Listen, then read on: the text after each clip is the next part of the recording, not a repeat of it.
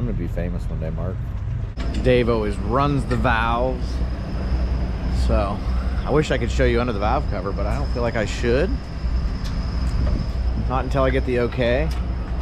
One of the toughest parts about being a driver is sometimes you just got to shut your mouth and keep your people happy. So, and you are my people too. You are definitely my people.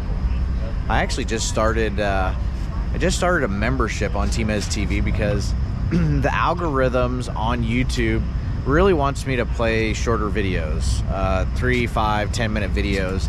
I'm starting this membership side of TmezTv because then I can run these long videos. Ultimately, there's a fan membership where I put the full video, and then I ultimately cut that down to 10 minutes and I post that free on YouTube. There's another tier where it's more just driving coach, you know, kind of like how I do what I do and what I do when I do it. If you get that membership, you also get the first tier free. Then there's also a setup side, setup and tips like shop stuff. I squared my sprint car. We went down to Putnamville and did a setup, a practice day with the Midget, and I kind of just talk about what setup I ran. That one's a little bit more expensive, but in that you get all 3 tiers, you get all of my videos, all of my content. Check out this shirt, because we're at Belleville. That is a good one. My daddy's on it. Almost done with maintenance, got the coils on the car, and TmezTv fans showed up. Where are you from? Colorado. Do you race? Yes. Yes, what do you race? A 600. Oh, right on. Good luck racing, buddy. Thank you. What's your name? Braden. Braden? Well, cool. Thanks for coming out to the racetrack. And if you want to get your little car, check this out. We got these little cars. They're at the merch trailer. I don't have them online yet because I'm not very good at doing online stuff, but hey. Just got back from the Belleville Hall of Fame. Check this thing out. Can't wait to get into this. A little bit of Midget history there. I'm even in this book, Justin, and a little bit of everybody down here at the racetrack. Man, that was so cool going down to the Hall of Fame. Get the body on this thing and we are all ready to go. Switched over to the spring, so I got to do some ride heights and kind of set that up. And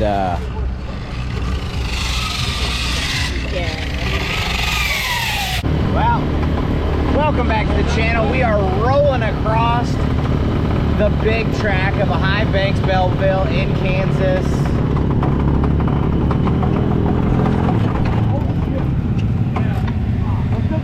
Hey, thanks for warning me. You could have waved, you know?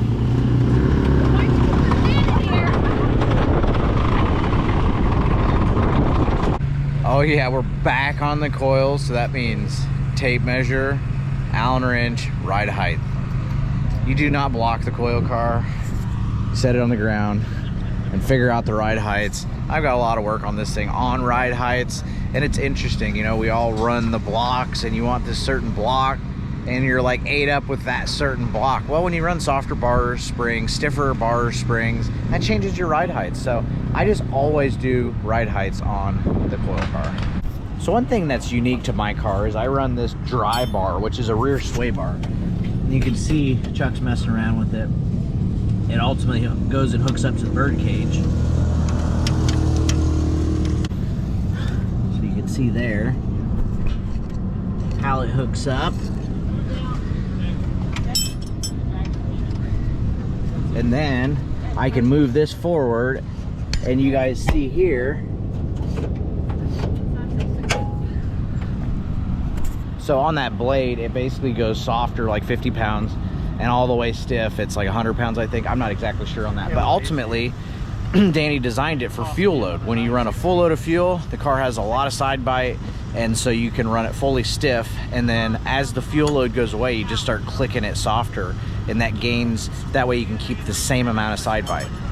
I like it because it's just an in-cockpit adjustment to help me build side bite. Hey, you too can go get yourself one. Check out drininracingproducts.com. We got a lot of cars today. I think we have 40 cars here at Belleville, Kansas. We're on the little track, getting ready to push off.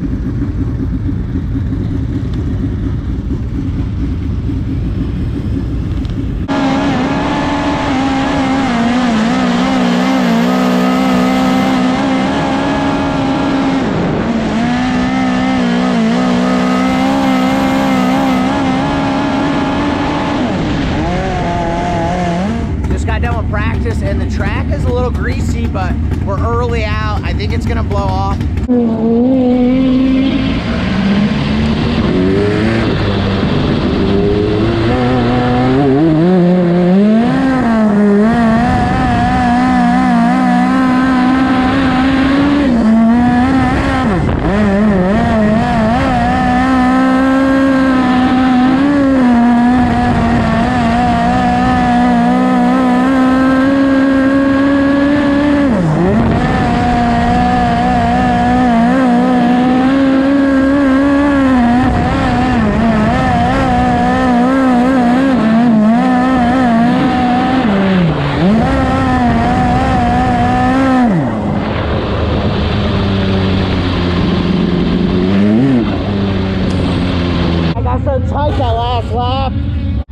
Just got done with qualifying.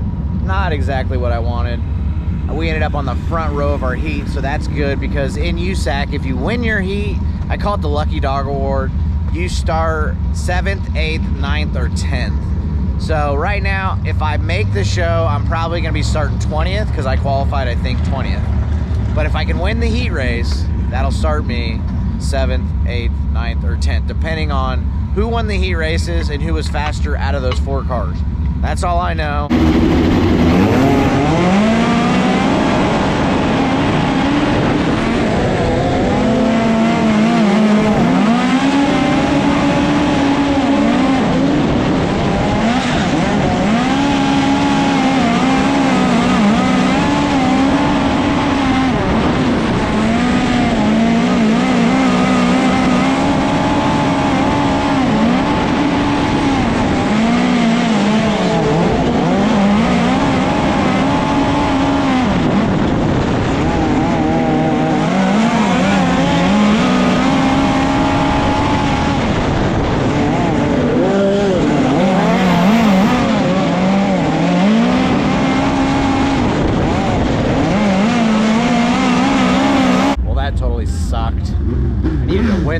Miss it out of the show.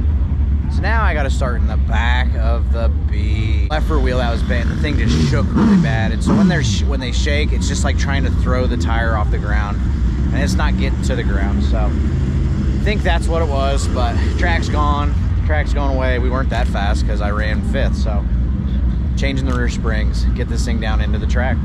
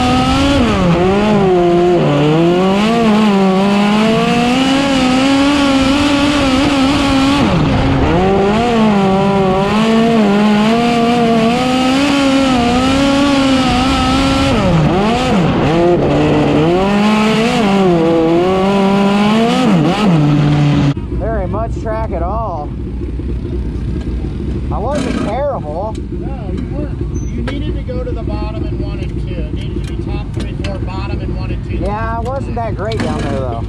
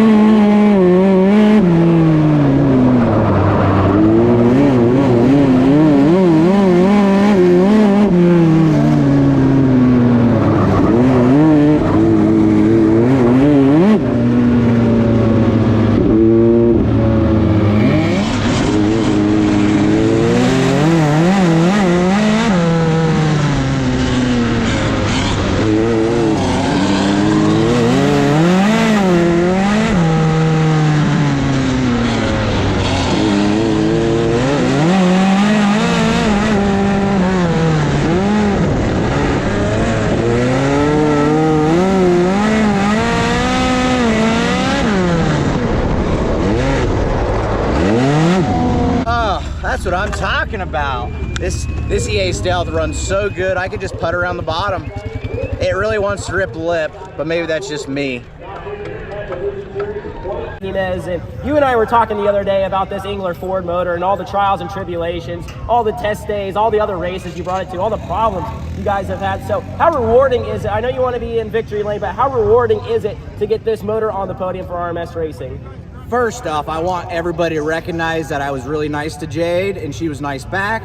Secondly, yeah, the EA Stealth ripped. It was unfortunate that I couldn't let it rip because we were rolling the bottom, but that thing, it just shows how nice that thing drives because I could throttle it from like, I don't know, 18th up to 3rd. So stoked on this. Thanks, Dave. Dave's always believed in me. Even when I suck, he still believes in me, and I love that man because of it. Timez, Thomas Meserol, 3rd once again.